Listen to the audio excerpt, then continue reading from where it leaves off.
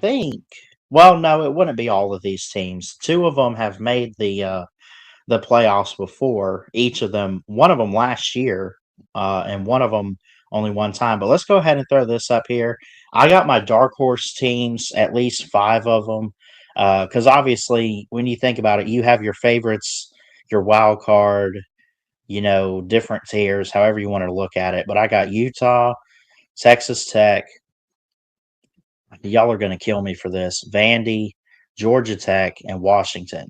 Now, I know what you're thinking. Maybe I could get Utah. Maybe I could get Texas Tech. I could get Washington. But what about Vandy and Georgia Tech? Like, explain that to me. Well, which one do I start with? You know, um, I think I like Clark Lee as a head coach. They really only lose one or two players this year too. They're going to bring a lot back, and I like the way his program's going.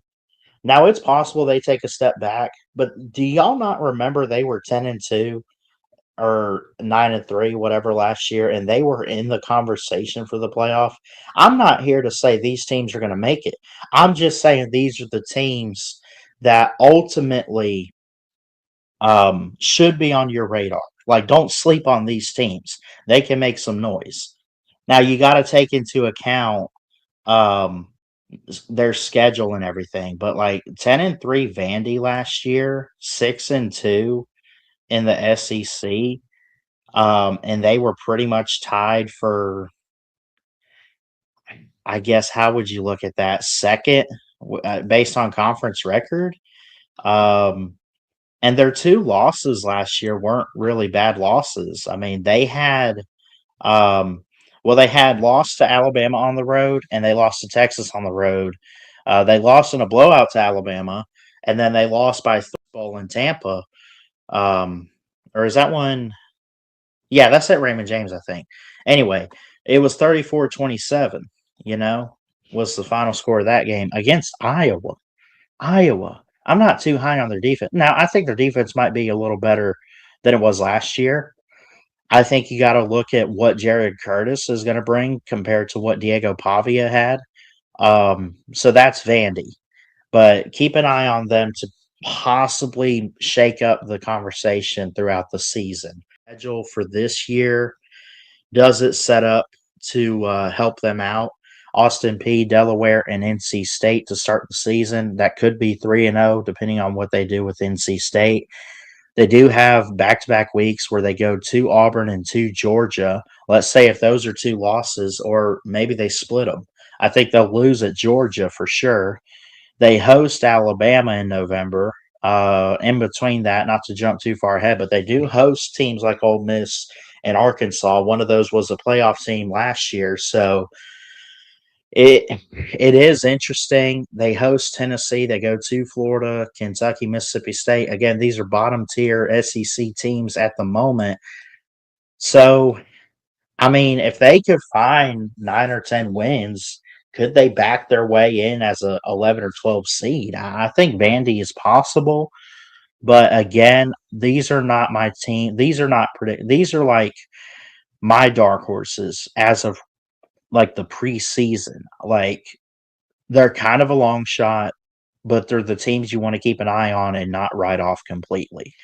I look at Utah. I know Kyle Whittingham went over to Michigan. He's been at Utah since like 2006, I think. But anyway, Utah's interesting. I'm trying to remember who they got as their head coach, but they were 11-2 last year and won their last 6 games, and went 7-2 in conference play. And they were really only one game behind being in the conference title game against either BYU or Texas Tech, depending. Um, in fact, I think did they lose to both of them? Let me see. Um, Utah lost to Texas Tech and BYU. Yeah. Um, and they won the Las Vegas Bowl 44 to 22. So, and then you look at Devon Dampier coming back for his junior season at quarterback, and a couple other key pieces, like uh Way Sean Parker coming back as a running back, who was their lead rusher last year with 981 yards. So I think these teams have legitimate chances to compete for their conference, maybe not win it. But again, we have seen, even since the 4 team era, that you don't have to win your conference to get by. You don't have to do that. Now, it helps, of course.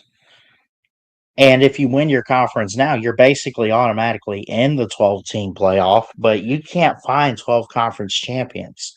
You got to have some stability. You got to have some dark horse, underdog factors. And again, this was not an easy list to make. I mean, it was kind of easy. Like I knew that there were going to be some teams out there that I would put on the list. Like I thought, okay, Georgia Tech and Brent Key.